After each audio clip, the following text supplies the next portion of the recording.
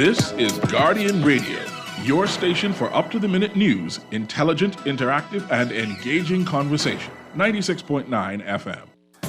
The views and opinions of the hosts and guests are their own and do not necessarily reflect the position of the management and staff of Guardian Network. The aftermath of every social revolution brings about change. Cultural norms and landmarks shift as our minds and hearts expand beyond the familiar. To everything, there is a season and a time to every purpose in the land of the living. This is our time to renew, revive, and restore the hope lost to the busyness of life.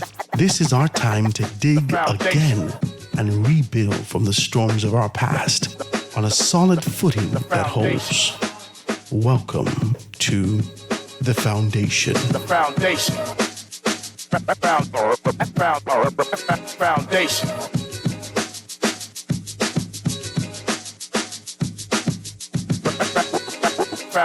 Foundation. Foundation. The Foundation. The Foundation. The Foundation is brought to you by Burger King, Commonwealth Bank, Atos Holdings, Fidelity Bank Bahamas, Fincastle Media Group, Alive, Carifta Aquatics 2024, Boonaville Bones, Barefoot Marketing, Paradise Fisheries, and AML Foods Limited. The Foundation.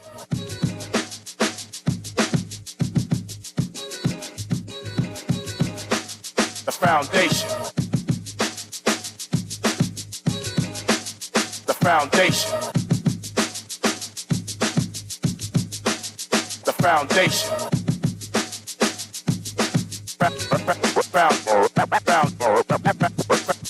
Foundation. Oh, what a night.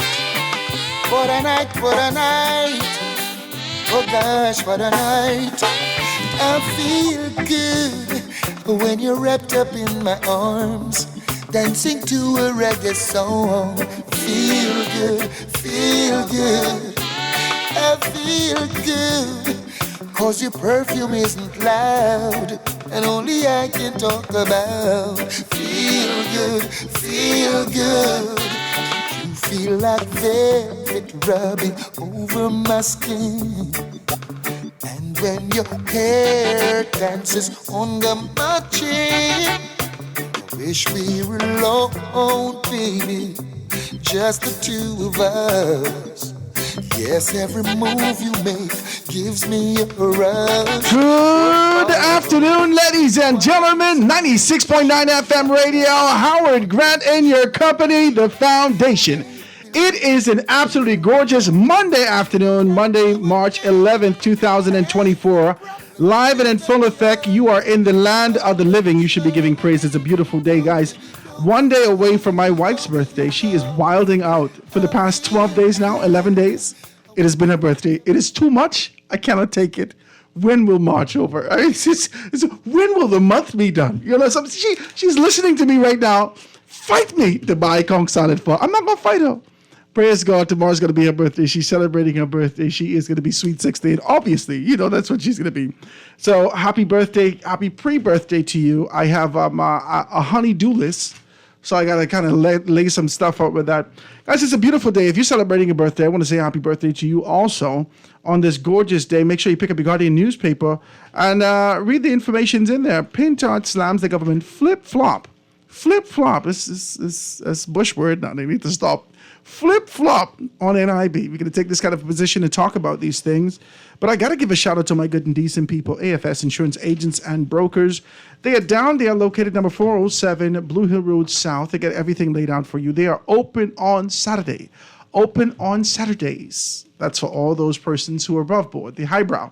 Open on Saturday for all those persons who may not necessarily understand what I'm saying, but they're open on after Friday, Saturday. They're open for you guys to be able to take care of that for you. If you have your fleet of cars, you got your SDs, you got your Jitney, you got your taxi, whatever you have, your livery, whatever you have, they do in-house financing. You ain't got to pay everything up front. in-house financing. They can accommodate you and make sure that you're taken care of, to make sure you get all the insurance necessary to ride on the government road. 3411-AFS, 3411-AFS. Reach out to them, number 407 South, Blue Hill Road South, right just east of the Golden Gates Shopping Center. Now, I want to talk about a great deal of things. I think last week we have had a mouthful. We have had significant conversations. And one of the things that actually popped up to me, which I felt indifferent with, I didn't understand exactly what is what. When we found out that 4,000 persons, some 4,000 persons would have been released by thugs in Haiti. And as a result of the information that came to the forefront, we saw the sort of a barricade, a blockade, and the Royal Bahamas Defense Force being able to take a strong position to say that this is the things that we're going to do. On the road, on the sea, in the air, all these particular precautions to be able to take. I wanted to find out more about that. Also, I found out some information indicating that the Prime Minister, the President of Haiti right now, is stranded, not able to get back into Haiti. We're going to find out more information about this. And none other than my very good friend is here to talk with me. Now, y'all, listen, grind your teeth, grit your teeth, do what you got to do now. This is my guy. He's here with me, and we're going to have good conversation. You're not smiling, you're laughing. How would you know they're going to let you up? Y'all need to stop. We're going to have a good conversation with my good friend, none other than Luby Georges. Luby, say good afternoon to people. Good afternoon, Bahamas. Good afternoon to the world, because we got people listening on the World Wide Web. Howard, it is always a pleasure to be in your company. These people love you, Luby. I love them too. I love them too, man. You know, I saw Nuri on the way up, and, you know, he asked, you know, what are you guys going to be discussing? I said, everything and a little bit of Haiti. And he said, oh my God, wow. You know, the phone lines are going to be crazy. Just watch out for it. But I said, you know what? Howard is a, you know, vet, professional at what you do. And so we're going to try to have a sober conversation and just lay down being a facts. veterinarian. We're going to have a good conversation today. I want to talk about it like this. I want to start it off with this. For a very long time, we've seen Haiti in turmoil and sort of an uproar, especially after the former president actually was assassinated, taken out. Even before that, in 2010 with the earthquakes, it seems like it's one issue after another. Now, with pronouncements over maybe 2 weeks ago, we would have seen the president indicate... Prime Minister, indicated that... De facto. Right? De facto. Yeah, that's very clear, right? That... by August 31st of next year, that they should have an election. And that's when he plans on holding an election, sticking true to his dictatorship style of ruling the country. You must understand, Howard, that he came into office and was installed a few weeks after the president was assassinated. And this would have been early July 2021. Let's do the timeline here. July 2021. All right? A full presidential mandate is some 5 years. All right? He came in July 2021. July this year would make how many years? 4. 20 years. 4 years, right? No, 3 years. 3 years to July this year. Right. Next July would mean 4 years. 4 years. After the elections, it is some months after that the elected officials would be installed to take the reins of governing the country, which would meet somewhere around the 7th of February, 2026. That is when he would actually demit office, notwithstanding an election being held in 2025. So this is nearly a full term for somebody whom the Constitution of the country says could have only and should have only served for 90 days. 3 months. 3 months is what his mandate stipulated. Now, let me ask you this question. Let's get into this now. We know what the Constitution says. Every Constitution, I haven't read the Constitution of Haiti, right? I have some friends who love that. They call me all the time and talked about it. Shouts out to Richard. Richard, hope you well. But every constitution has a caveat that if they're in the event of a natural disaster, in the event of a war, in the event of these particular things, in the event of civil unrest, there is an access and opportunity for us to be able to do that, which former Prime Minister took up with COVID-19, indicating that it was a war against COVID-19. As a result of this pronouncement from the office of the Prime Minister, or in this high capacity, that there is a war against a particular. Now you tap into something else. Talk to me about that. Well, the Constitution speaks very clearly on who then should lead the country in the event of this civil war or whatever you may want to call it. And let's note also that what is happening now was not to the extent in 2021. It was not to this extent. All right? So anyway, so let's put that aside. It speaks to the judiciary.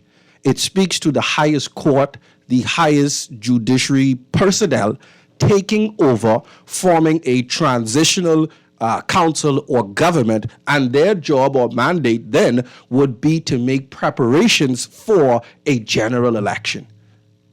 The de facto prime minister has held on to the reins of governing and prime ministership, president, king, the emperor, whatever you want, whatever title that you may want to give him. Since July of 2021, he's held on to it when he should not have been holding on to it. He could have and should have been in the position for 3 months, 90 days. The Constitution is clear that the judge from the highest court, the highest judge there, is the individual that should take the country through the transitional period. And that has not happened.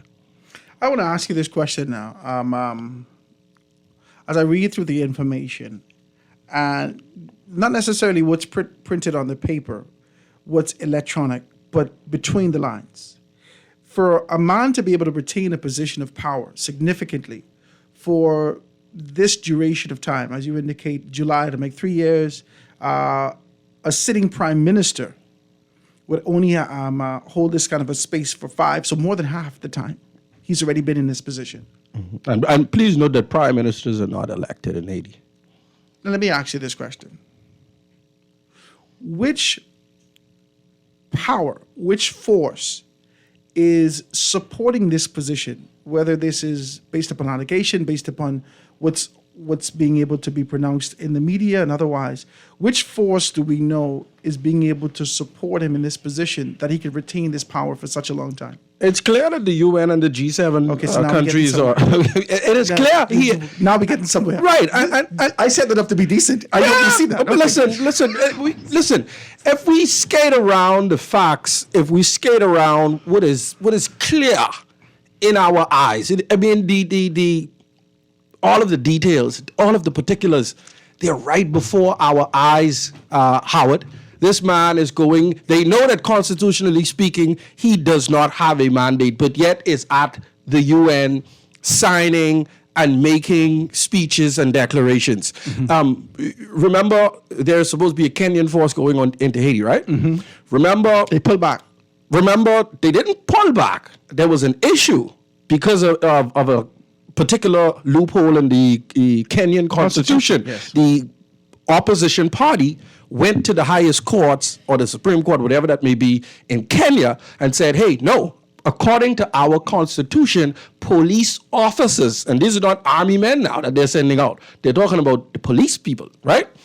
The police officers cannot be sent off to another jurisdiction or to another country without there being an agreement in place between Kenya and that other country where there is a fair exchange. So, you send us some officers, we send you some for training purposes, for whatever purposes, but there has to be an agreement signed, right? So the courts struck that down and was in agreement. So that was the first barrier. So now what the Prime Minister or President of Kenya did was he invited the de facto Prime Minister of Haiti to Kenya, right? He went to Kenya and he signed an agreement with, mine's buzzing, he signed an agreement with Kenya. So now the opposition forces are saying, okay, that still doesn't take into effect because of 2 reasons. One, it has to be ratified in our parliament. So that needs to be voted on. You just don't make that decision as President or Prime Minister of Kenya. And then 2, they're looking at the constitutional position of this de facto Prime Minister of Haiti. Does he have, in law, the backing to be able to sign such agreements on behalf of Haiti? And he can't. And he can't. From a constitutional standpoint. He can't from a constitutional standpoint, but yet the G7 nations, the United Nations, the OAS, CARICOM, everybody knows this. I mean, I've not studied law. I mean, it's simple, and if we're following Western media, Howard, these sorts of trickling and little inklings of information, we would miss. And that is why, thankfully I can speak the Haitian Creole language and I follow their news. So we get to see and we get to hear this information from their perspective and their standpoint also. And so that is the issue that Haiti is facing. And so is there a unified voice in Haiti that takes on this kind of position? Yeah, man. What I mean by that is that if you take American news, right? We all know American news. We listen to mainstream news, MSNBC, CNN, and Fox. But we know that every single one of those has an angle. Listen, Howard, I'm pretty sure you know other individuals of Haitian descent or Haitian background, right? Yeah. Reach out to them. I would pay them personally if they can find one prominent media house, television, radio, social media feed that is speaking in support of the de facto prime minister. Which is essentially the UN. Yeah. This is a lot. None.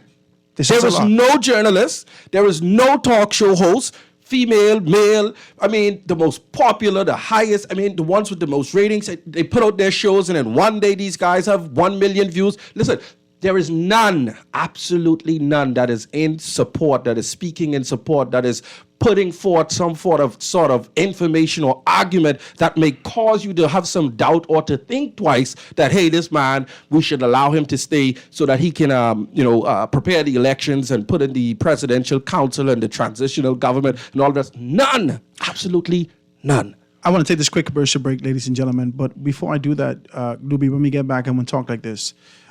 This guy is a 74-year-old neurosurgeon. From France. Yeah, the best in Haiti. Now watch me. Is it possible that the lily white scrub concept of the Western world seeks to be able to have their man in place so they can be able to execute some things and do some things according to what... Come on now. When we get back, let's talk about this. I know... Hold on. When we get back, ladies and gentlemen, I'm going to take this quick commercial break right here on The Foundation. We're talking a little bit about what's going on in Haiti, and we're going to bring this thing home to see exactly why we feel that we have to put up all our guards in preparation for what's coming down the line. Let's take this quick commercial break and be right back after this.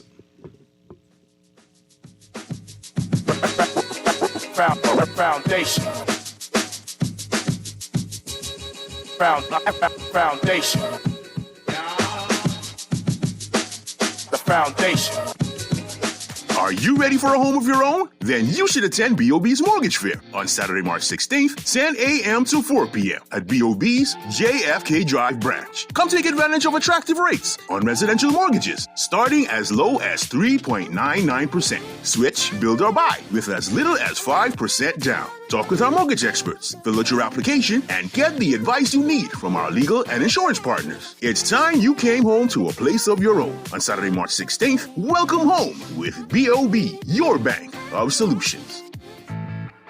Make your mornings easy with the new breakfast bowls at Burger King Nassau. These delicious bowls are a complete breakfast in a convenient package for those on the run who want to enjoy the most important meal of the day, the BK way. Each breakfast bowl has all the breakfast fixings you love and comes in 3 tasty versions to choose from, including the classic, the Southwestern style, and the keto-friendly bowl. BK just made breakfast easier with the new breakfast bowls at Burger King Nassau, where taste is king. Tired of banks forcing you to use technology to bank the way they want you to? Your convenience is important. So no matter what your banking needs, Commonwealth Bank's friendly staff are always available in branch for that personal one-on-one service. But when you choose technology, our online and mobile banking app offers you state-of-the-art functionality. The choice is yours. Commonwealth Bank. Bank the way you want.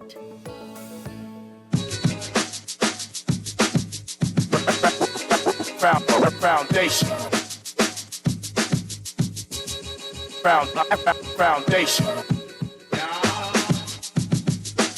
The foundation. foundation.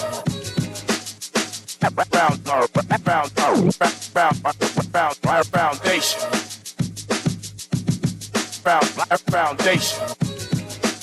The foundation. And we are back, ladies and gentlemen, 96.9 FM radio. Howard Grant and your company, The Foundation, here with none other than Luby Georges, being able to talk. I try to talk quick as possible because Luby only got an hour or less. So we can start this kind of a conversation. Now, Luby, when we left off, I try to be able to paint an image of pristine, Creole-speaking, French-educated neurosurgeon, top of his class, 74, supported by the UN. Talk to me about this.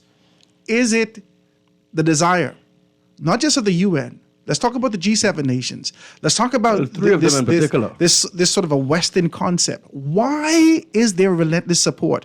Why not? You know what? Let's get deeper with this. Our prime minister, in his particular capacity as head of CARICOM in this particular session during this time, right, has come to the forefront. They had some meetings. They did everything they can possibly do to start to talk about this idea that we want to help Haiti, but it got to be a Haitian-led solution, which I feel is oxymoronic, which I feel is redundant. Like, how can you say that they take on this position that it should be a Haitian-led solution? Yeah. But how they could sit at the table and say, we want to help, but it's a Haitian-led solution. Now, I only asking you this question to find out what's going on in the back of this curtain. So it means the Haitian people, leaders, civil society, whatever it may take, they can come to the table with their vision, with their proposals to take Haiti into the next frontier. And then they can also say, hey, CARICOM, this is how we think you can assist us in getting to the end goal. UN, USA, or other friendly nations or other allies that they may possibly be able to bring on and to take on as friends moving forward. So I do understand the position, and I do commend our Prime Minister in the Bahamas team. Do you think it's possible?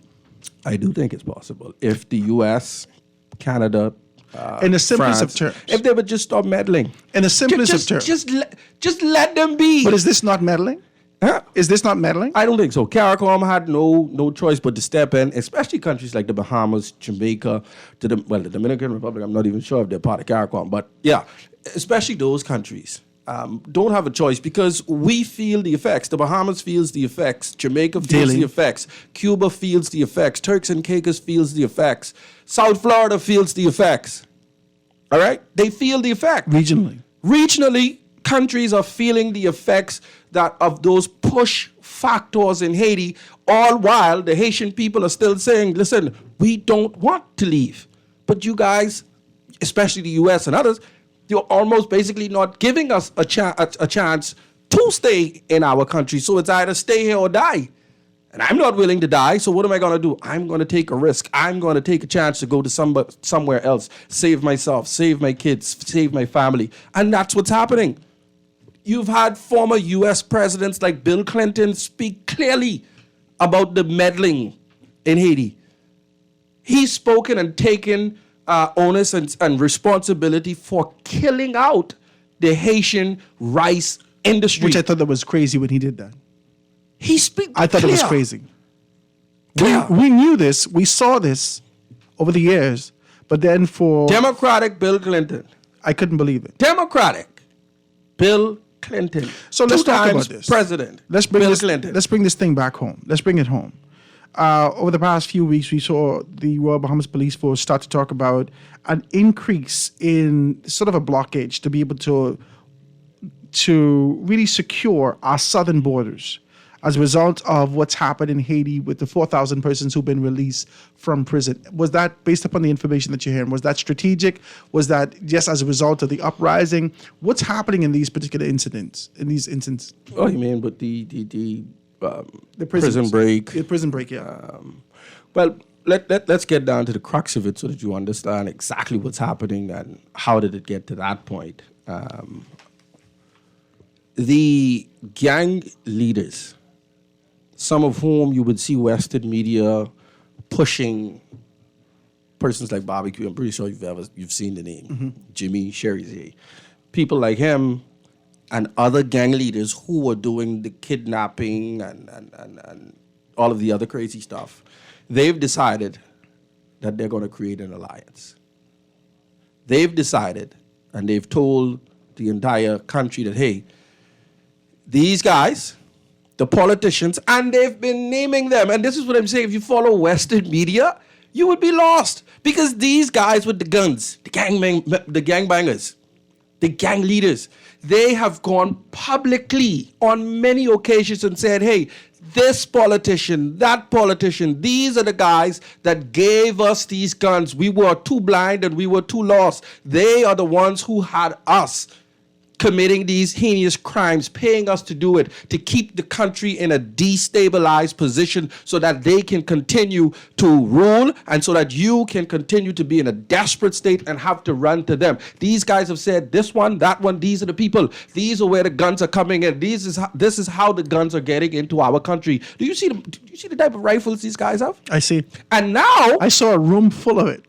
And now what these gang leaders have said, they've decided to band together and they've told the country, sorry for all of the wrong that we've done. Listen, sorry ain't enough, but I'm just giving you what the story is. Sorry for all of the wrong that we've done, but we've decided now that these guys that have armed us, that we're not going to turn these guns against you, the poor civilians, because we come from you. We're from the same neighborhoods. It is time for us to take a look at the bourgeoisie. It is time for us to look at the mulattoes. It is time for us to look at the upper elites that have continued to oppress and hold down this country. And so guess what? We want elections. We want this de facto prime minister gone. If he's gone, if elections are called, listen, we stand down. That's what they want. But Haiti's been having these problems for years. For decades. This. Not like this. Haiti has been having these issues for decades. Not like this. Yeah, but there's only an expectation, Blueby. Listen.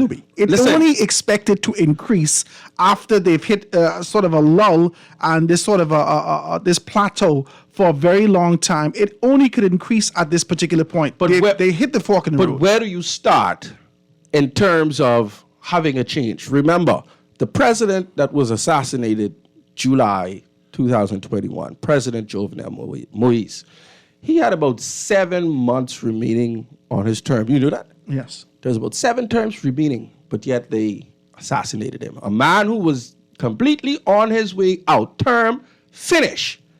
This guy was revolutionary. This guy was progressive. This guy, I remember my mother going to Haiti maybe a year or two before he passed, right? And she cried because for the first time in her entire life, heading to her particular municipality in Haiti, it was a smooth journey. Infrastructure was being built. This was a guy talking about electrifying the entire country within 24 months and was well on the way. But they had to take him out.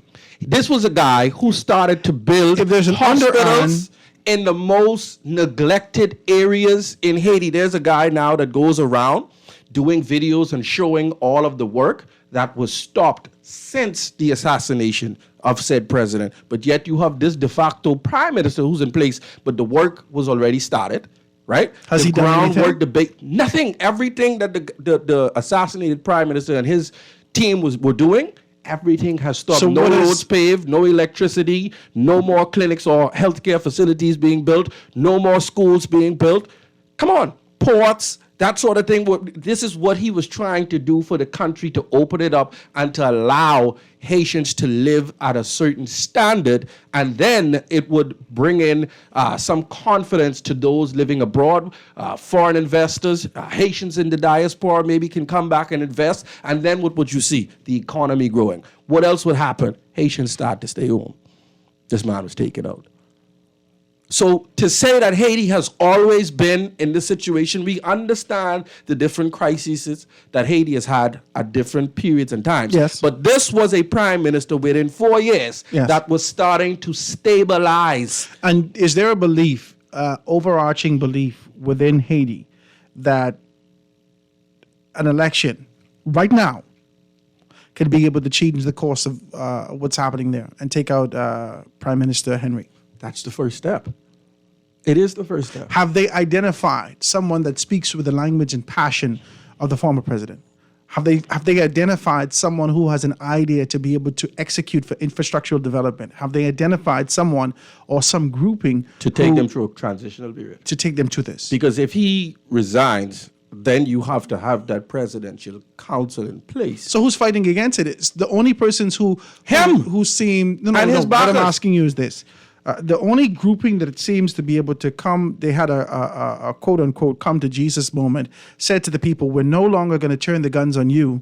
We're going to be able to identify the bourgeoisie, so forth and so on. Is this conglomerate? No, you've had the first event that really kicked off all of this was on the 7th of February, where you had persons like former Senator Guy Philippe, where you had persons like Moise Jean-Charles, former senator also, and former Prime Minister Dr. Claude Joseph, who was Prime Minister during the assassinated Prime Minister's term too. Mm-hmm. Those three have been at the fore, with Guy Philippe being at the foremost position, being that figure that has started this so-called revolutionary. This is a transitional team. So it seems that this would be the transitional team. What's sort of the consensus? And they are being, throughout the entire country. You can see it on the news. You can see it with the protests, and persons are saying, you know what? These persons have shown a love and a vision for the country. We do not mind having, I'm not saying this is what is out there. They're saying they don't mind to have these individuals take them through that transitional period, have free, fair elections, supported by overseers or persons to come in. The UN can come and do this. Exactly. CARICOM can come in. This is what you can come and do this. OAS can come in and assist with overseeing the elections and that sort of thing. To make sure it's free and fair. Exactly. See, that's what I'm saying. They have a role that they can play, right? But they prefer to play the supporting of an individual. Of an individual whom the rather entire than country supporting has of a said, guess what? democracy. We do not want. And if he remains, then this is what we're willing to do. We're willing to go in all-out chaos mode as long as you guys continue to support this man and have him. And that's why they've come out with this slogan, DDN, DONet, out, stay out. And that's essentially that's why he is in Puerto Rico now. Exactly. And can't come home. The airports are only open because he's out of the country. There was a protest out front of the airport in Cape Haitian last week, Monday, I think it was. Only because they had some information or ideas that maybe he would be landing at that airport. And the people went there. They come for him. And this is a relatively safe area, by the way. This is, the second city. I never understand when you say relatively safe. Cape Haitian, there's nothing happening there. All of this foolishness that we see happening, that's Port-au-Prince, bro. Only in Port-au-Prince. That's like the crime wave that we have been crying about here in Nassau and then trying to still tell people don't go to Acklands. Mm-hmm. Does it make sense to you? No. Acklands is relatively safe. Mm-hmm. You see what I'm saying? Acklands is safe. Acklands is safe. Mm-hmm. We don't hear none of that in San Salvador and Rumkey and all of these other places. We don't hear that, right? That's Nassau, okay? So it's the same thing. It's Port-au-Prince. During all of this time that people are saying all of this crazy stuff, listen, I've been traveling back and forth to Haiti and I've been enjoying myself. I've been staying out 2-3 o'clock in the morning. I've been moving all about the place. And you're still here. So it's not what the news media, listen, they take a snapshot of Port-au-Prince and they say, hey, this is what's going on in Haiti. That's what the Western media does. That's what they do. Yeah. And we've bought that hook, line, and sinker. And to some degree, I don't blame the Bahamian or the English-speaking people who are not aware or don't have any links or ties. I don't blame you because where else would you look for the information? But that's why I call you now. Exactly. That's why we're trying to lay some of this on the table. I need to know whether or not we locally have gone into a hissy fit as it relates to being able to secure our borders beyond what the measurements that were in place prior or the measurements that we historically know to be, safeguarding our borders. We've seen the Royal Bahamas Defense Force come on take this kind of a position as a result of what's happening with the jailbreak and so forth and so on. Is this a precaution that is necessary, or is this something that all of us could be up in arms for, or are we just blown it out of proportion? Listen, with such situations happening so close, so close to the Bahamas. I mean, it is always better to be safe And sorry. than sorry. I like this. It's better to be safe than sorry. So I do not knock in fact, I applaud the Royal Bahamas Defense Force and the government for taking such a position to say, you know what, we're going to ensure that we bolster up the surveillance teams down in the south. It makes sense. You and I are going to have it makes sense. some real conversations one day because What I don't agree with is the flight suspensions. I can understand to like Haiti. announcing that we won't fly is one thing where we take our own position, but saying that, you know what, right now the airports are not allowing planes to land, and so we're going to wait until that situation clears up. You know, it's how we word it. It's how we put it out to the public, because other airlines are not saying that, hey, we indefinitely we're not going. Listen, the issue right now is hold on to your tickets. We just can't get clearance to land in Cape. And the only reason why you couldn't land in Cape last week was because there was one protest before in front of the airport because they thought he was going to land at that particular airport. Cape is safe, bro. Wow. None of that is happening there. I got to take this quick commercial break, ladies and gentlemen. I see the lines are lit up. If you want to be able to hit Luby real quick, you can do so. Oh, man. You forget what you said. Okay, yeah. So, But go ahead, though. I'm not going to fight you. Let me take the commercial break. Go ahead. We'll take one or two. Let me take the quick commercial break. I'll be right back after this. I just want people Foundation.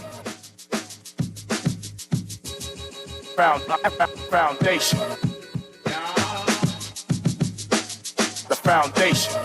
Wings are here. Popeyes now has wings in 5 flavors: honey barbecue, ghost pepper, signature hot, sweet and spicy, and roasted garlic parmesan. Marinated for 12 hours. Hand battered and breaded in a bold Louisiana seasoning. And they're only $7.25 for 6 wings. Taste them crunchy outside and juicy inside. Try the new wings from Popeyes now. Love that chicken from Popeyes.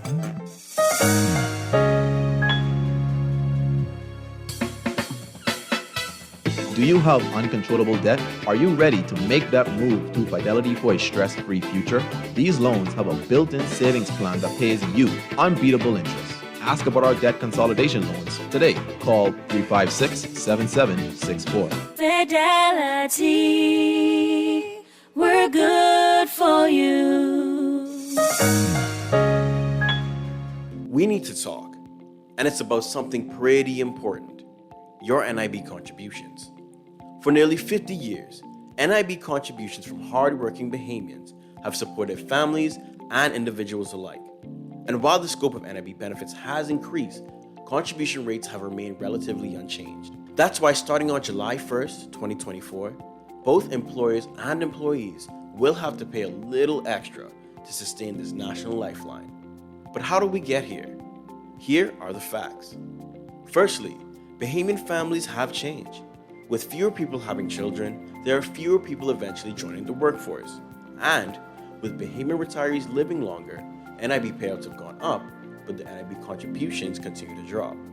The July 1st rate increase is our way to ensure NIB benefits are available for generations to come. We all have a role to play, and it starts with investing in tomorrow today with NIB. Foundation. Foundation. The foundation. The foundation.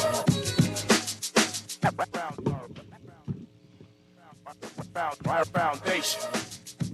And we are back, ladies and gentlemen. 96.9 FM radio. Howard Grant and your company, The Foundation. Right here, last few minutes with Luby Georges being able to talk about what's going on in Haiti now.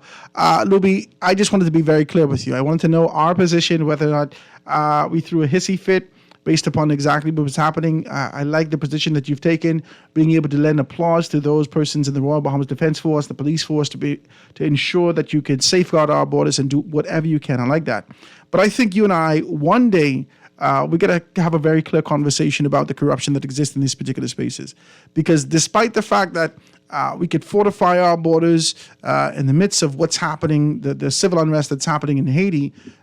We've seen over the course of almost a decade or maybe even more now that these sloops, these boats that are coming in, seem to be able to navigate certain shores and banks as though they have communication. Talk to me. This is be very clear. You and I got to have a conversation about this. There has to be, whether it's being spoken softly or whether it's pronounced in within these particular environments, there has to be relation or connection that affords them an opportunity to be able to know where to go, when to go, how to go. Talk to me. Is this me getting into conspiracy theory, or is there any truth? I mean, I don't think you made up the conspiracy theory. Talk to me. It's a theory that I've been hearing since I've been a child. Nothing that I've been able to verify or confirm. I've never been around persons in that. You make a good politician, Louis. I like it. But however, yeah, it's a theory that I've heard before. So maybe one day we could have a conversation. I'd like to talk about that because I don't necessarily want to put it on them. I think you said something. It makes one wonder, But at the end of the day, I've heard also Defense Force officers and former officers, persons like Levon Miller, saying, you know what, we don't have any idea of what it's like to be out there on, vast stretches of just ocean searching for essentially a piece of stick. Because remember now, the majority of these boats are painted what color? If you've ever seen them, blue. Just like, okay. You see what I'm saying? And so what is the only thing that is visible from a distance?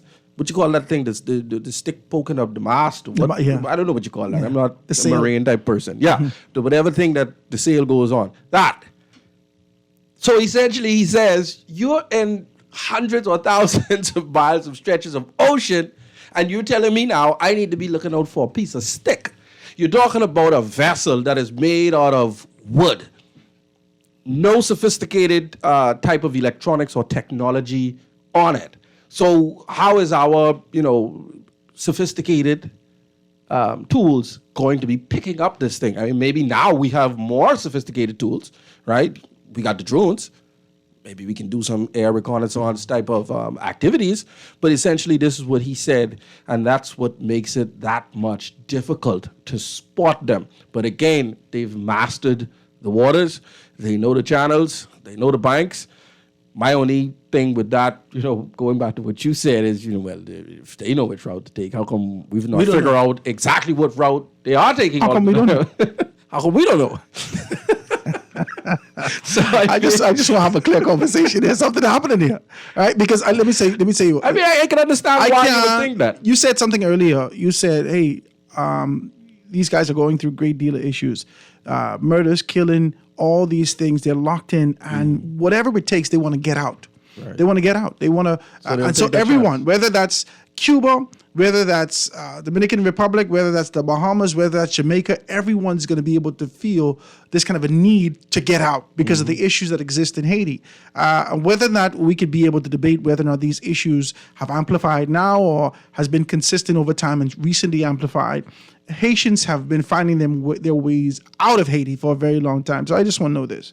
I can't blame those persons who are seeking liberation, but I want to be able to talk about the corruption that exists within our borders, that allow these things to happen, that turn their heads, that accept a couple dollars, that when somebody knock on your door, somebody go up under their mattress and slide them something. These are the things that we have to have a very clear conversation. Like you know something though. Hold on. Ever since I was a child, I've been hearing these things. You would make a good politician. Ever since I was a child, I've been hearing these things. So I want to talk like that with you, and we're going to have more of these conversations. I think it's very important that we have more educational conversations about where we are, what we can do, what's the signs to look out for. I'd like to know about, whether or not there are groups going into the shanty towns, having conversations about amalgamating into the culture that is the Bahamas and being able to leave what you've known behind and being able to formally get a part of it. These are the things that conversation about the availability of affordable housing. See, Luby, you're getting deep. I like these things. But that goes two ways. You ever been to Abaco? I have. How recent you've been? I haven't been to Abaco since the hurricane. Since the hurricane? I haven't been since the hurricane. You should do yourself a favor. Or Guardian Radio should send a team down there, do some researching, investigative journalism, and try to find out, on average, what rent is like in places like Abaco, and try to find out how many possible rental units are available on the island itself. Wow. And then, just oppose that to shanty towns being built. Not the shanty towns. To Abaco being rebuilt. I'm talking to being restored to what it was. Right? You know, this the is a deeper conversation you get the into hotels, with me. the second homes, you see, the plazas. The former prime minister Let's indicated talk about that. they won't get back to normalcy. And then you talk about what it's impossible, Luby. What type of labor force does it take to get back to normalcy? It's impossible. They're not going to get back to normalcy. Okay, whatever. But they're going to be building back Abaco, right? Building better. Building back and building better. Okay. Good. Let's do this. Do this exercise. Take away every single migrant off of Abaco right now. You ain't going to build nothing. Because you ain't going to build nothing. They're bringing in Mexicans and all. But let's take away all of the migrants off of Abaco. Let's just be real with ourselves. Take away all of the migrants in Abaco, right? Let's replace every single one of them. Let's replace every single one of them with a Bahamian citizen. Where does that Bahamian, or where does those Bahamian Where they can citizens, stay? Where they can stay? Luby, I want you to join me again. I don't know when you're available. I see this consultancy. Tell everybody what your consultancy company where you can get your stuff done. Oh, yeah, we do immigration consultancy, and I've been saying this now for about I tell you, 2 come do years. some business with me. You ain't never come. I still have that on my radar. You're my guy. I still have that on my radar. So we assist in helping people to do things legally and to do things the right way. We're in the Gary's Plaza, Robinson Road, and Key West Street. 603-1665. We can be reached there. 603-1665. Yep, that's a direct line. The WhatsApp line, 804-1665. Consulting beyond boundaries. Ladies and gentlemen, that was none other than Luby Georges telling us just sort of a snapshot of what's happening on the ground in Haiti and whether or not we're taking the right measures to ensure that we can safeguard ourselves. We got to get to news and be right back after this. The foundation. This is Guardian Radio, 96.9 FM, Nassau, Bahamas. Girl, you see how Cora eye look funny, all black up yesterday? But she say she bump into a wall when she's running after the churn dam. Yeah, but last Saturday, you see her arm was all black and blue, right? What you saying? You think something wrong between her and Jack? I ain't sure, but you know Jack is a jealous man. I hear him and Cora last Friday. I hear him say he hear Cora have eyes for Junior. Now you know that ain't true. Cora is a good woman, does mind her business, take care of them churn, and go to church every Sunday. So what you think we should do? I think we should report Jack, you know. Cora don't say nothing, but silence hides violence, and we don't want to line up in the cemetery. Not me. I ain't getting in nobody business. Then Jack come after me and I land up next to Cora. No, man, we could call a text Crime Stopper. And remember, we can even get some grocery money for our tip. Remind me again, how does this work? We can call them in Miami at 328-TIPS or 328-8477. Or when we in the island, call toll free at 300-TIPS or 300-8477. And if you don't have no minutes, use the Crack Crime Bahamas app and we could text them and the messages get on mix up before it leave your phone so nobody can know what you saying. So what we waiting on then? Let's go earn some grocery money. Foundation. Foundation. The foundation. And we are back, ladies and gentlemen, 96.9 FM radio. Howard Grant in your company, The Foundation. It's a beautiful Monday afternoon, live and in full effect. Happy birthday to all those persons celebrating your birthday. Luby was on. He could give me an hour. I didn't fight him. And I didn't take any telephone calls because there is a stigma associated with when you hear Luby. There's a decision that I've made. I told him that. All right. I said, I won't talk about it. I know that his ear is on the ground. I know that he's doing his consulting. I know that he's always in Haiti. And I wanted clarity to understand whether or not we're taking the proper precaution, what's really the affiliation associated with Prime Minister Henry in his particular capacity. And as we start to kind of push past the media and what's being fed to us here in the Western world, we understand a little deeper that this is only a desire, I think, just like us. Because as I'm listening to Luby, talk to me. As I'm listening to Luby, I see eerily similar, tribulation that's happening between not only what's happening in Haiti, but it happens here. And I would like to know. I'd like to know. There must be an overarching conspiracy. There's sort of an idea that is associated with being able to keep the proverbial foots, the knees on the necks of those that seek to get out of this sort of the muck and mire of poverty. What's happening? It can't be that so many people cry out, despite their language, despite their ethnicity, despite their geographic location, they're crying out for an idea to be able to be liberated. And there are mechanisms in place to ensure that everything remains the same. I'm going to open up the lines. I want you guys to join me today. 323-6232, 325-4316, 325-425-9. Anywhere for the family of islands, 242-300-5720. Hit me up, 422-4796. There's a call on the line. Call on the line with us live. Go ahead. Hey, Howard, what's up, brother? All is well, man. What's up? Boy, one thing I can say with you, you was a very smart talk show host. You know when to open up your phone lines. I don't do it. I don't want to murky up the conversation. I don't like that. I don't want people to say, well, Luby, if you like Haiti so much, you need to go back. That is not what we're talking about today. Thank you very much, sir. That ain't what we're talking about today. Very much. Okay, that's not what we're talking about today. I'm trying to figure out, right? And give me some clarity on this. Go ahead. How is it that every time you have the UN, you have the United States, even the Bahamas, donate things to Haiti, such as I saw a couple months ago where they were doing centers and different things, right? And gas station, but how the minute these people have civil unrest, they burn these places down. Why? But that's the whole idea behind civil unrest. They got to burn things down. But Howard, why do they burn the places down and then a couple months later they're looking for help? But you don't know a civil unrest until we show you we serious. Like the Burma Rome riot, we get to burn things down on Black Tuesday. We got to do things like this to let you know that we've already talked this out. We tried to be able to negotiate this. We tried to have this kind of a clear conversation up front. You didn't want to hear us. Now, boom, you can feel it. Grammy say you can know why lobster red. But I can be honest, Howard. To be real with you, the Haitian government, they refuse. And I've been doing my research, refuse to ask the United States for help. Because they know if the United States comes over there, right, they can govern that country. And how would you know that? Haiti is like a mustard seed to the powerful country like the United States to govern that country and put some kind of stabilization of governance back in that country. Haiti wants to be like that. Haiti don't want change, Howard. It's been too many years.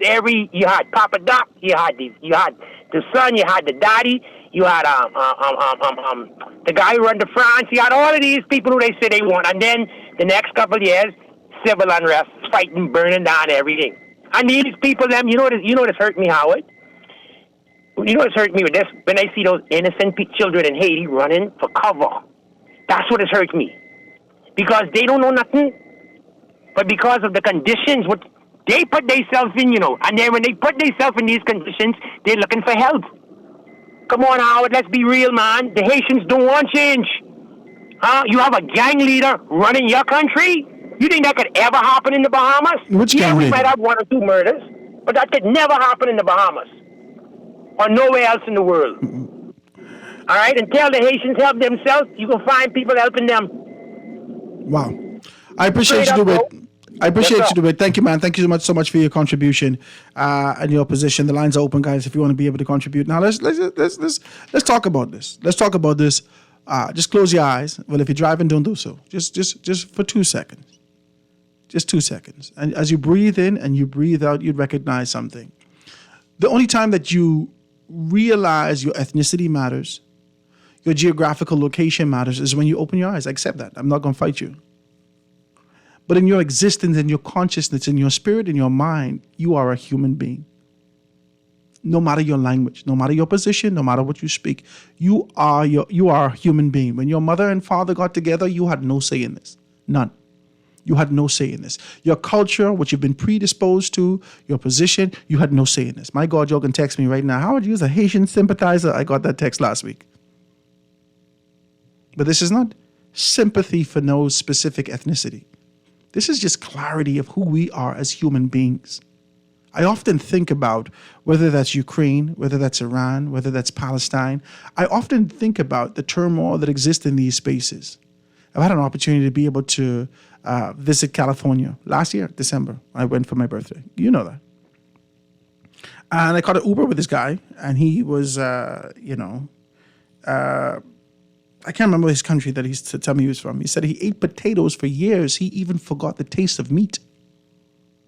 He said they were so poor that they would eat the potato skin in the morning, and in the evening, whenever anyone came around, their mother would try to offer them the actual potato, the inside of the potato, so they wouldn't be viewed as poor. He said he eat potatoes every which way from Sunday. He said he had curry potato, grilled potato, boiled potato. This man just eat potatoes. And the only story that I could be able to connect this to was when I heard Aloftus Roker indicate that he was so poor he didn't even know. He just thought that this was life. That he would boil his potato and eat that. This is what he had. And I realized one thing. All of us are just men. Don't matter what you speak, no matter where you're from, no matter how people look down upon you based upon your environment and what you've been predisposed to, it doesn't matter. I am not here condemning Haiti or Haitians. That's not what I'm going to do. The fact of the matter is that from the story we hear with Louis Georges speak, these Haitians want to stay home. They don't want to come out here. They don't want to be on the high seas. They don't want to be in this kind of position, but they're taking a chance for survival. They're taking a chance. They are looking for the proverbial railroad, just like Harriet Tubman, to liberty. And we could fight our guts out. We could fight them. Or we could figure out how to help. Now, we can't do any of this without clarity. And I just need to know, without the influence of the Western media that has a slant, an angle, a slope, how do we now have a clear conversation about where y'all is and how we could keep y'all out? That's it. That's me. I don't think that needs to be watered down or washed down with, well, Luby, if you like Haitians so much, you need to go back. I don't know. Luby is my guy, and he knows the issues intimately. If I had someone else that I could be able to lean on that's willing to have this kind of a conversation, I'd give them a call. So I don't know whether or not this is being able to identify. See, we don't know this kind of issue, man. We don't know this. Shoot straight. We don't know this, man. We don't know this, and many of us have not even traveled to regions that had this kind of an issue.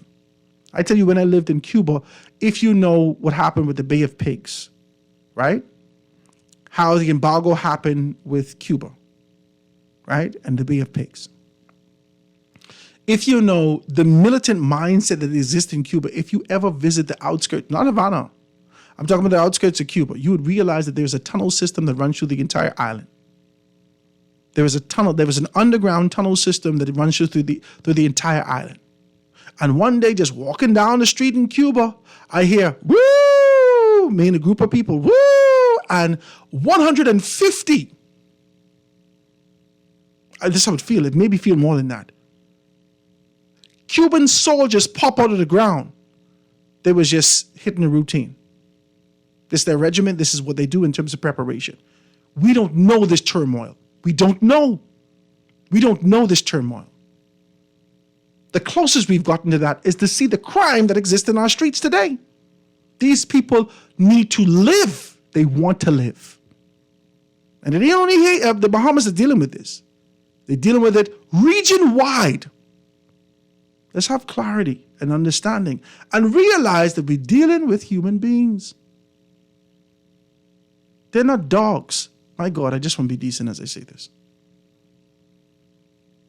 Even my dog, again, and I still Belgian. I don't, no, can't feed my dog like that.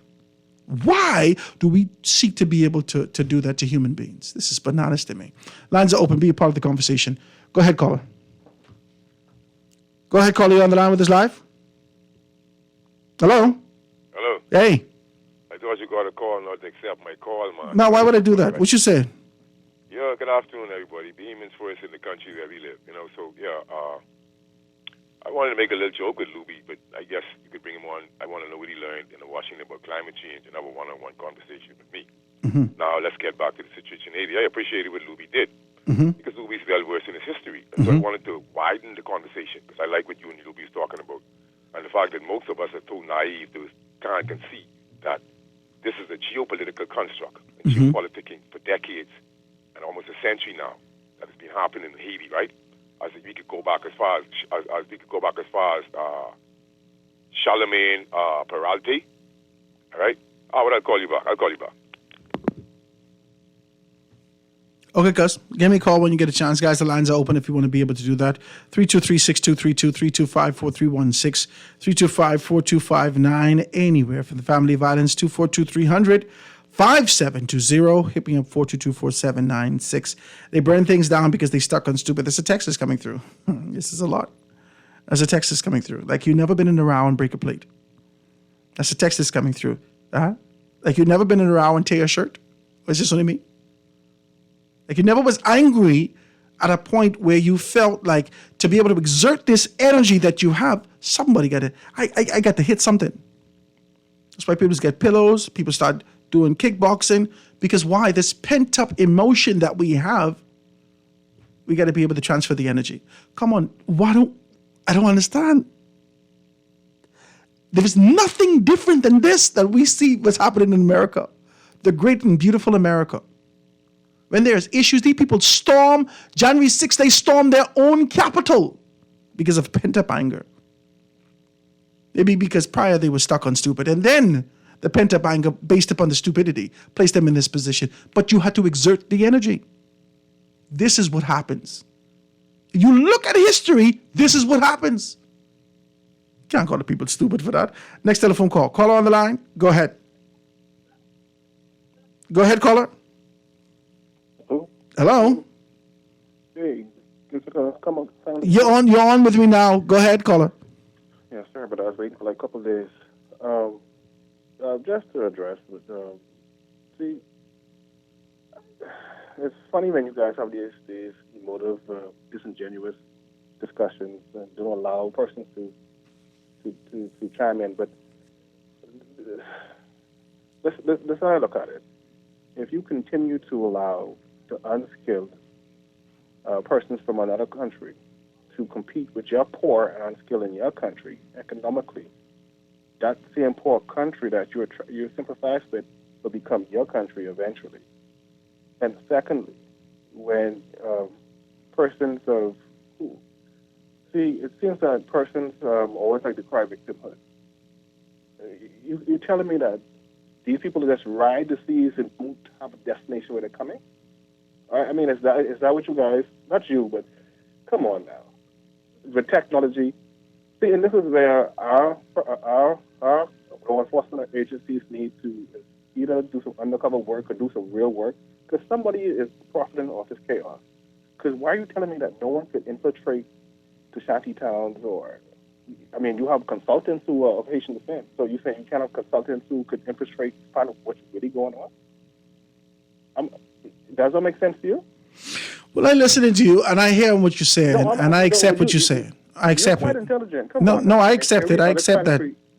Every other country, they infiltrate the gang or the different organizations or crime mob or whatever so they could filter information to eradicate the situation. But somehow in a country of only 400 to 500,000 people, we're not intelligent enough to get to the bottom of this. Let's somehow infiltrate the shanty town, or somehow find someone who we could trust to get us real information. Because come on now, there's no way in 2024 these folks could maneuver their way all the way up Bahama Bank and end up somewhere in the shanty town if they're not meeting family and friends. All I'm saying is let's have real discussions and not the steamroll discussions when we know it logically it makes no sense, is what I'm saying. And lastly, my last point, and I'll hang up. The only thing, if you want to see real change, let these people come in and compete for radio show, talk show hosts. Let them compete for ministers and all these other jobs or lawyers and stuff, and you will see something change. Only because most people are to the top or middle class are not being affected. They use these people for cheap labor, so hence they're not going to do anything about it. The real people who feeling it are the people to the bottom. That's who really feeling it, and that's why you hear all this vitriol that's freaking out from those people to the bottom, which are the large majority of your population. But see, you or a person to the top, you could box elegantly and say, oh, no, you got to emphasize. If you're to the bottom and you're struggling, and then you have some people competing for your job and doing it for less because they come from a less impoverished place, you will be out. Listen, we have behemoths right now sleeping in cars. You got mothers right now sleeping in cars, but all you could hear your government saying, I'm going to Jamaica because we have to help Haiti. And even though that we need to help Haiti, but the people to the bottom is thinking like, Biden, he helping us, always talk about this other country, but we have people here suffering right here in the Bahamas. Even though he might be saying the right thing, it looks bad. I'll hang up on this. Thank you, man. I appreciate your telephone call. I won't start it. I listened to what you said, and I can't fight you. To start it off with, I believe that certain technologies, if we had the access and ability to do that, to see that the Royal Bahamas Defense Force now, after the 4,000 persons who you know are criminal natured, could possibly being able to find a way out of Haiti. And so you would do everything you can do to be able to stop that. It says to me that maybe you could have taken some positions further. But when you start to talk about this kind of a stark contrast, right, and this comparison to the workforce and persons being able to come over here, or even internally, to the separation of the upper class, the middle class, and the lower class. The fact of the matter is, for Howard Grant, I do see humanity. I have the responsibility for, as a person who has the microphone, to be able to speak with a calm approach, not to incite violence or insurrection or an issue associated with that, to be able to lend a balance, right? I have a responsibility for that. Despite what my prejudice may be, despite what my position may be, I have to look optimistically in this particular capacity because my voice travels far and wide. It is our responsibility to identify these things and have clarity of conversation. But the one thing I think we need to carry away from this conversation is that when Louis George indicated that the criminals, those persons, those gang members and leaders, no longer turn the gun on its people. They say that they were influenced. They say that they were paid. They say that they were instructed to be able to keep the poor and always visit hell upon them. And they were paid strategically by politicians whose names they called. Do you realize that there is a comparison that exists here? Do you realize that without pronouncements out at the forefront in formality, that this exact same thing exists in our country? There is absolutely no difference.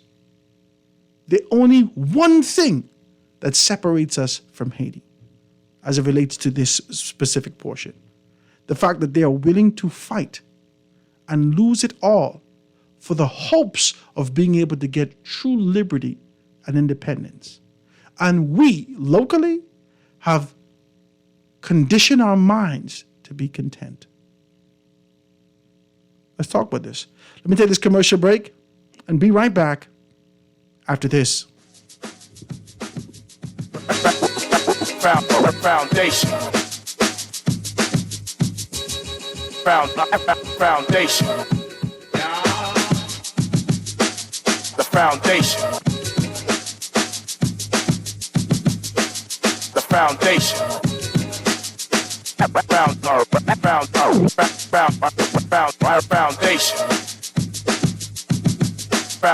Foundation. The foundation.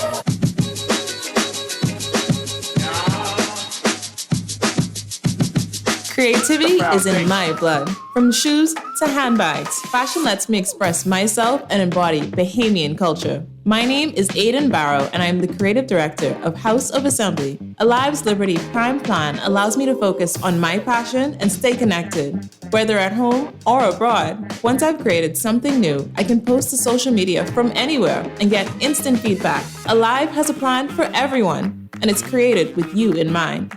Alive, believe in best. This Easter, from March 29th to April 3rd, witness history in the making at the Betty Kelling-Kenning Aquatic Center. Cheer on Team Bahamas as we dive into history, swimming our way towards a 6th straight victory at the Carifta Aquatics. Feel the thrill of competition as 500 athletes from 24 countries from across the Caribbean converge in the Bahamas for the championship title. Immerse yourself in the greatest youth athletic spectacle being held in the Bahamas this year.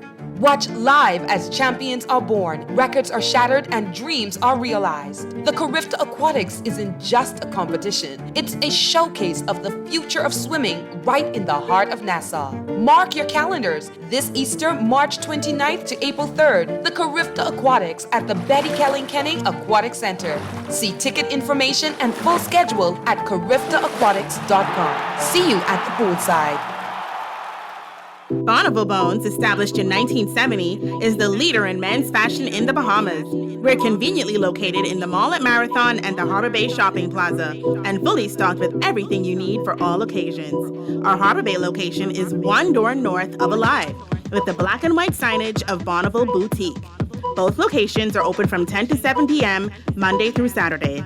Bonneville Bones and Bonneville Boutique, still the leader in men's fashion, located in the Mall at Marathon and the Harbor Bay Shopping Plaza. The Grand Bahama News is available every Tuesday in the Nassau Guardian. You can buy your local paper at Freeport Convenience Stores, Western Bakery, DeGregory's Fine Foods, and Bellevue Gifts. Now is the time to reach your Grand Bahama Market with affordable packages, including print and digital. Call GB News Sales Representative Kavandre at 822-6717 or message him on WhatsApp for ad rates. Classified ads are now available every Tuesday as well. Keep up with everything Grand Bahamian every Tuesday in the Nassau Guardian. It's Easter time again, and it's time to stop by Paradise Fisheries, located at number 16 Harley Street, Mount Royal Avenue. We are now accepting those large orders for fish fries on Good Friday. So give us a call today at 325-3301 or stop by our stores between the hours of 9 a.m. and 5 p.m. Monday to Fridays and 9 a.m. on Saturdays.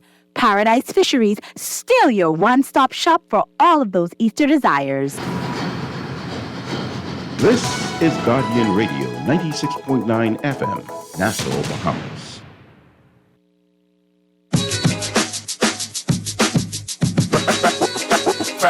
Foundation.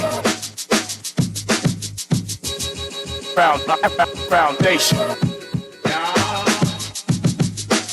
The foundation. The foundation.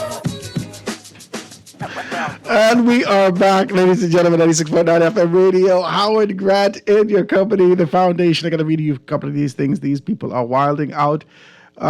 Please know that I'm not afraid to read these texts. I am very assured in who I am and stand in my conviction. I don't tell you nothing I don't believe. Amen. So I will read your texts, and I may call your name too, because, people got to judge for themselves and watch out for you.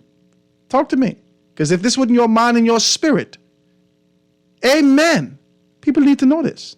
So let's read it. It says, why do you have a Haitian telling us how to run our country for the benefit of Haitian people? Howard, you are nothing but a frozen conch. Give away your children birthright and laugh like it's a joke. Beyond frustrated with stupidity. This is the text is coming through. It says, Howard, how can you have a discussion about a home rental for Haitian illegal immigrants and not for Bahamians?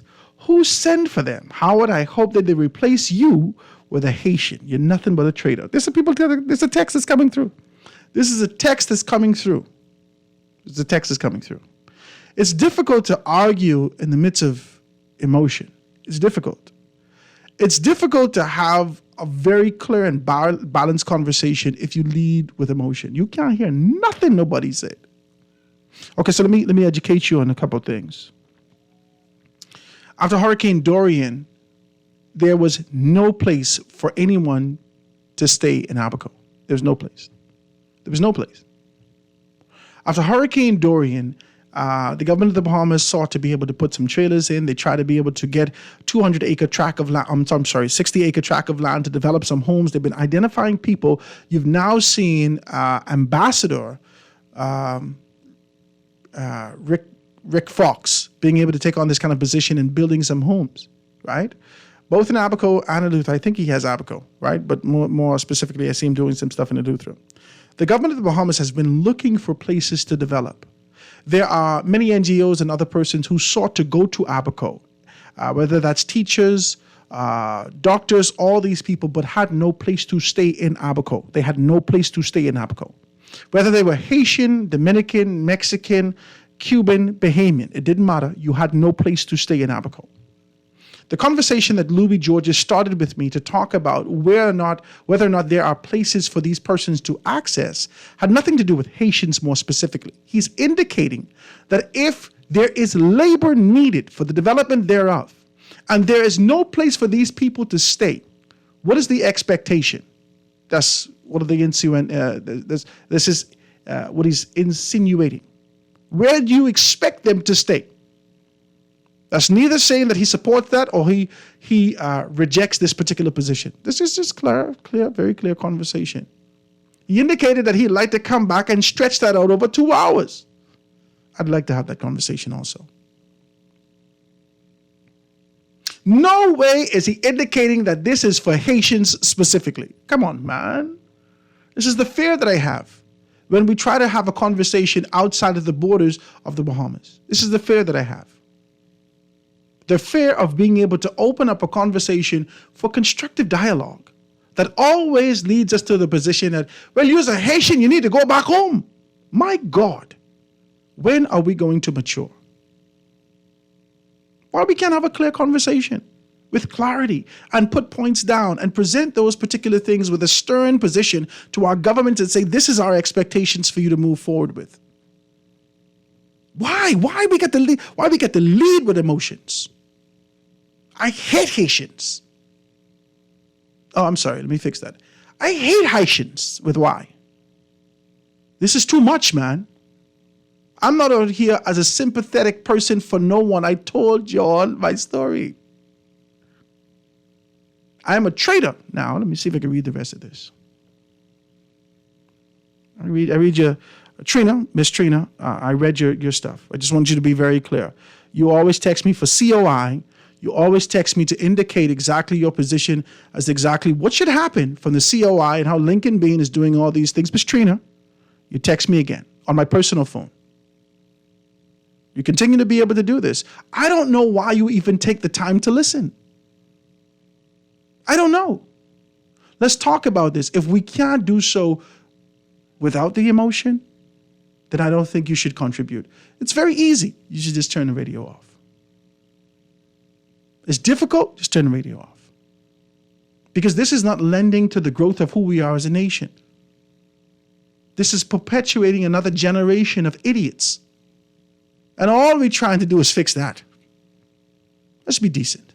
Let's just be decent in our approach as we deal with these things. All right, let me take a next telephone call. Call on the line. Go ahead. Hi. Hey, Howard, how are you? I'm good. How you doing? Wonderful. This sounds like my girl. I know who this is. Yes. Praise God. What's happening with you? Now, I wish Luby was still there because I actually sort of kind of agreed with him on some of the things because we used to go toe-to-toe back in the day. However, okay, now let me just preference this with this. While in Miami, I was the education manager for the Haitian Heritage Museum. Mm-hmm. Okay? I had an opportunity, which was a part of my job, to go to Haiti. And we went there to dig trenches for, fresh running water and to plant trees. We were there for about a week. And each one of us that was there, we were assigned 2 UN guards. Okay? Mm-hmm. And with my studies and working with certain people in the Haitian community, one of the things that I've realized, for the most part, let me preface it with this, for the most part, nothing happens in Haiti without the tacit approval of Haitians. Let me say this. When Luby said Bill Clinton destroyed the rice fields, he destroyed the rice industry in Haiti. Yes, he did. Yes, he did. He indicated that. He indicated that. Yes, yes. But see, what people fail to realize that they like to skip over, when he apologized, because we got to be critical thinkers here. Who owned, remember, before Bill Clinton came in there, somebody owned those rice fields. And they were Haitians, right? And when Bill Clinton apologized for what he did, you know what he said after that? I know it wasn't good for the common man, but my friends in Pétionville, Come on now. Come on now. are happy. Come on. Okay? Come on. At what point? No different than what happened in South Africa. No different. Here's my thing. And I watched a video yesterday because I wanted to understand what was going on in Haiti. I'm like, when did all of this happen? Why did it happen? And I actually made a post. Okay? And I was like, no, Maurice, you're wrong. You know you should not have been there that long. Okay? You know you were supposed to be there at a certain time. You should have left. And I mean, this documentary that I watched, and most of this stuff I knew already because of the job that I had before. But at some point, the Haitian community has to take responsibility for where they are. Bill Clinton just didn't go into Haiti and say, okay, give me all y'all rice fields. He made deals with somebody in Haiti to get those fields. Nobody will talk like this. That's all I'm saying. Come on now. These are classes. All this is classes. It is. That's all this is classes. Nothing happens in Haiti without the tacit approval of Haitians. You get mad with the United States because they're not helping. But when they say, because my father always taught me, when I'm doing you a favor, it shouldn't cost me nothing. Talk to me. I'm doing, now, Citibank could never get my money. I'm upset that nobody's calling on France to come down here and do something. Talk to me. Okay? I understand why the DR feels the way they do, and guess what? I'm like them. I would hold a grudge that long, too. Okay? Because we need to have real conversations about this. We need to have real conversations. Nobody would talk like that, though. I'm sorry? They didn't even tell me about emotions that exist because they keep coming here. They wouldn't come here. Well, watch me. President Henry right now is in Puerto Rico. Now, based upon the information that we've had, is that he's in Puerto Rico. They found out where he was in Puerto Rico, and they had a protest in front of the hotel. He had to move in Puerto Rico. They wouldn't let him land nowhere else in the world. But why he didn't go back to France? Why France didn't take him in? Why? Because and it started with them. We now understand, and they were caught between a rock and a hard place with why they had to pay France back. It's not fair. France has to take some responsibility in this. They have to. Okay? But to the point that I was making earlier, they don't want the United States in there. Oh, Biden, the blood is on your hand. He says, but y'all don't want me there. Y'all don't want us to meddle. I don't, it's like, I kind of juxtapose it like the F&M, what's going on with them right now. Menace, we don't want you. Nobody wants you. But, because we didn't achieve this, it's because Menace wasn't a team player. That's how I look at that. Wow. It's either you want me or you don't. Oh, Biden's going to have this blood on his hand, but he provided $100 million towards the efforts in helping Haiti. It's like, what? I don't understand what it is that they want. Well, I don't believe, and this is why I try to stretch it out. I appreciate your telephone call, my dear. Thank you so much for your call. Right? I want to be very clear about this. The reason why I keep trying to stretch this conversation out with Luby is that I don't know a time. Historically, I had to do a study when I was in COB before they became UB, right? I had to do, this was in 2010, right? Right after the earthquake that happened in January, we had to write a paper on the thing. I got 100% of the paper, right? No, I think I got about 90-something%, right? Almost 100. I got an 8 on the paper. And all the studies I indicated that the majority of prime ministers were either exiled out of the country, right? Or the presidents, right? Leadership, let's do this. Leadership was assassinated, committed suicide. Or this is information that you could access. This is information that is easily accessible to you. I never attached anything from a spiritual perspective. I never gone into religion. I only say what the information I found. I put all this down. I had a white teacher from Alabama talking to us about these things. And in the class, they led with emotion. I think we need to stop being so stupid. This is what they said to me in 2010. I said, but what do you mean? Did you not do the studies? Yeah, but Haiti, okay. And then he read it. He said, no, Howard is absolutely correct. This is the information that's accessible to them. This is the position, so forth and so on. My only point is that there has always been turmoil in one way or another that exists within leadership in Haiti.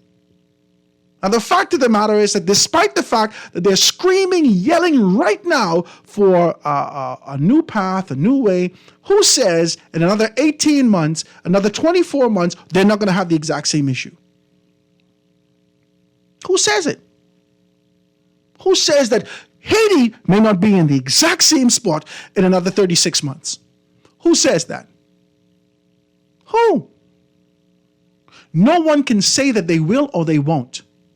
And what we come to understand is that there is a class war between the haves and the have-nots. And the have-nots screaming for liberty and independence and freedom, but the haves who have relationships the world over seek to keep the things the way it is. My God, this is where the uproar is. And if we were to have issues, listen, when your children go to Canada right now, when your children go to Canada, United States of America, Europe, all over the world right now, and they seek an opportunity not only for education, they have an overarching objective. I will acquire education and I'll do my best to stay in this space. Are we any different when we're looking for independence? I mean, just talk to me. Let's talk. Let's talk. Are we any different when we're looking for an opportunity to be able to strengthen our generation, to do better than our parents? I hate to see that they come in here. I hate to see that. No one's screaming about the fact that we have a significantly increasing Venezuelan population here in the country right now as a result of what's happening in Venezuela. You'll need to stop. You'll need to stop. Or are you content with the fact that your children will be curly here as opposed to be dark with strong cheekbones? Let's talk, man. Let's go back to the taboo situation. You don't want to talk like this. Venezuela money ain't worth nothing. Nothing. I speak Spanish. I speak Spanish. And in speaking to one of the young ladies, I asked, I said, well, what you doing here? Where you from? Where your family from? Where you from? She said, I'm from Venezuela. I said, oh, your country having a lot of issues, man. After your leadership died and was assassinated, went through all whatever. Just talking. I said, man. She said, I can't even feed my baby. So I said, what you doing in the Bahamas? She said, I come here to look so I could stay. I'm looking to get pregnant. And this was she tell me straight up.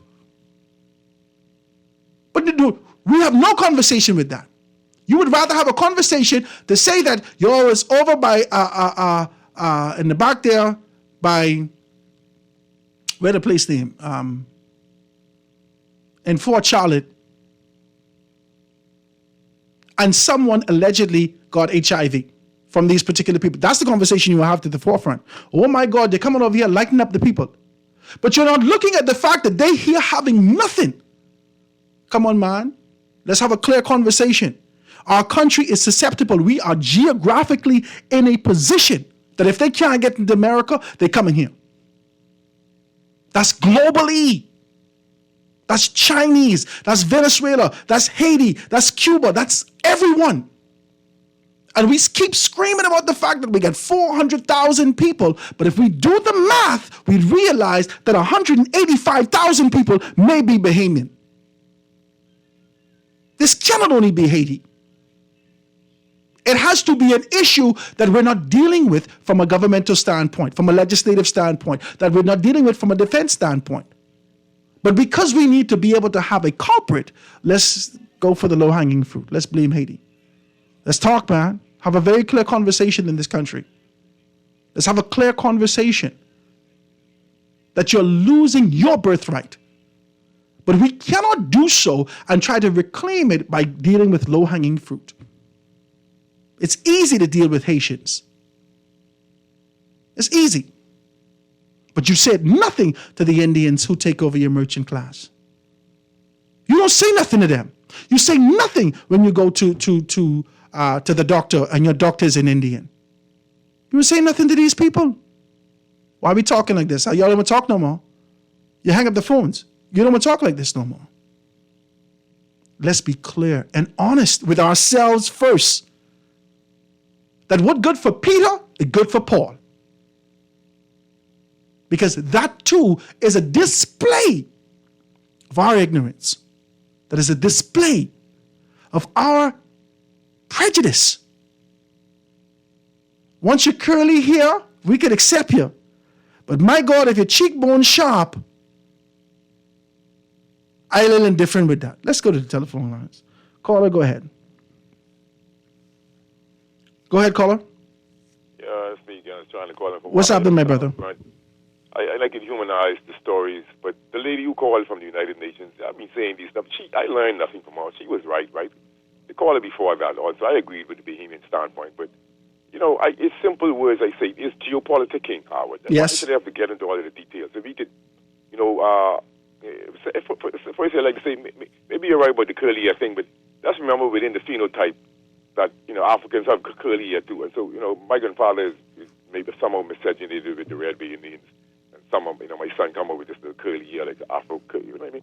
And I notice people would always talk about how good they look and all that. It sickens me sometimes. I'm afraid to die and leave him at this tender age because everybody's saying how handsome he is. And I'm not jealous, but I don't like it. People just, they grow up and they think about looks. And so maybe you're right, Howard. We just want to run it from everything African. But remember the indigenous people of Australia and some African tribes have this curly hair also, So remember that this is why the Spanish people have their beauty, because they have miscegenated with black people. So as relates to, as being a Pan-Africanist as I am, right?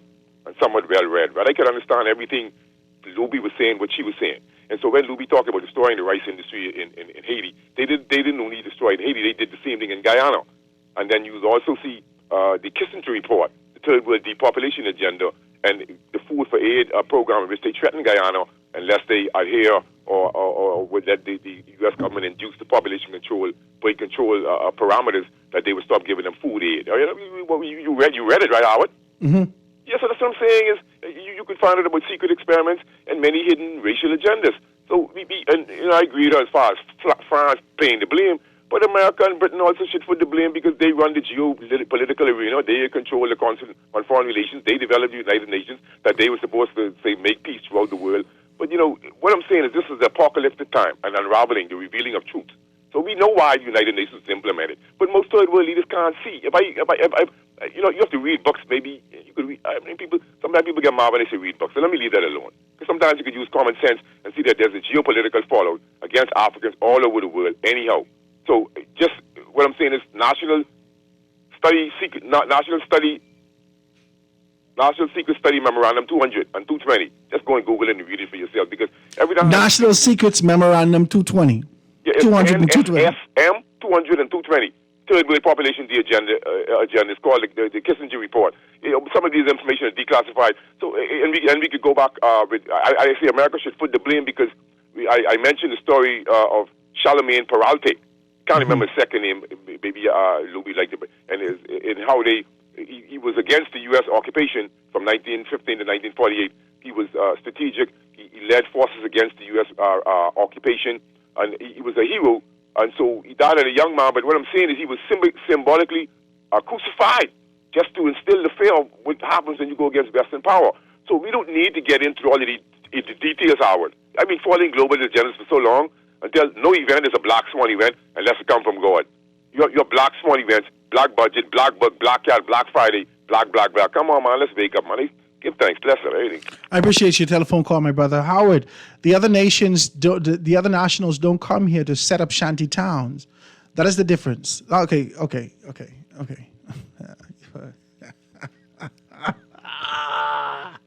Woo! Y'all need to stop it. Stop it. The only thing you know is what exists to the edge of your nose brim. That's it. That's all you could see. That's all you could deduce. You can't even lift your head to see the horizon of what's happening in your own community. I've just had an opportunity to be able to live out east now. I live out east now, right?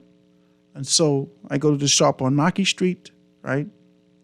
I go to the shop in these particular areas. These people are working in our country, and 17 of them live in one house. You content with that? Once they could rent it.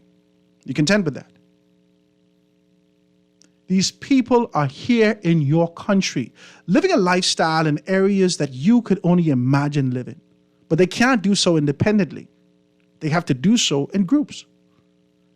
They crowdfund to purchase a space. They've already come from living in an environment where they had one twin and 2 people or 3 people sleep on that, so forth and so on. Now they live in the Bahamas. They are absolutely content. Listen to me. You need to learn more about the immigrants that exist in your own space. If the only thing that you see is what exists in your little area, then of course I see why you're beating it down. Oh, they want the shanty town and so forth. These people are taking up and acquiring the real estate in your country. Your children now have to be able to get a service lot for $15,000, and you're content with that. You're content with that. Your satisfaction is $50 increase on your minimum wage, and no one having a conversation about living wage, no one talking about education, you're content with that. As they boom in your country, let's start to do proper statistics. Let's start to look at these things. Let's go into the Prentice Margaret Hospital. Let's go into Doctors Hospital and identify who is being born here in the Bahamas. Stop it. I told you I got my U.S. visa the other day. Stood in the line. The guy, the person asked him, how long were you in the Bahamas? 6 months. With a passport? Jesus, the man can't speak English. He got 6 months here in the country with a Bahamian passport. How that could happen? How this could happen? These people are corrupt. There is corruption happening here, and the only thing your care and concern is about is what you could see before you. 6 months in the country, and they're trying to get a U.S. visa. I want to shop in. You all need to stop it and have a clear conversation about what's happening in our country. And let's do so without emotion, without identifying any one specific ethnicity, and look at the core of that issue. Man, this is illegality, this is crime, this is corruption. We got to talk more about this. We got to do these particular things. I don't want to be the target of this issue. I only want to introduce the conversation. That's issue. I don't want to be labeled, what the woman texted me, the same woman. She texted me, she said, I am a Haitian sympathizer. And a Haitian should take my job. I am nothing but a traitor. They should sell me. Ladies and gentlemen, that's the show today. I want to thank you so very kindly for being able to tune in with me. I hope that you, this is Howard. You have to be more open-minded. Stop thinking that you have the monopoly on information. I don't. And that's why we introduce these conversations and I open the lines. So it says, Haitian problem stems way back from the coup in 2024. Luby and others, including the PM of the Bahamas and Haiti, don't want to address the elephant in the room. Repatriations. Oh, this is heavy stuff, right? Say, Howard, who's corrupt, right? So it says, hey, Howard, as simple as it is, the Bahamas is a nation for sale. The Bahamas is a nation for sale. With agendas, geopolitics, whose strong interpretations. My God. We have been hoodwinked 1,000%. As an organic Bahamian, we suffered and taken from our children. I like the text. I want to thank you guys so much for being able to tune in with us today, supporting this conversation and being able to chime in. We're going to have more conversations like this. It's going to be a little bit taboo. It's going to be a little bit tight, but we're going to make it right here on The Foundation. I thank you so kindly. I'll see you tomorrow, God spare, right here on 96.9 FM.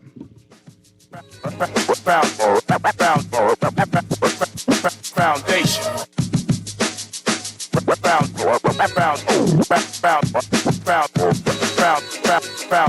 Foundation.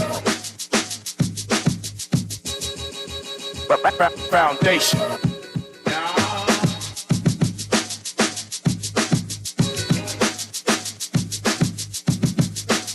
The foundation.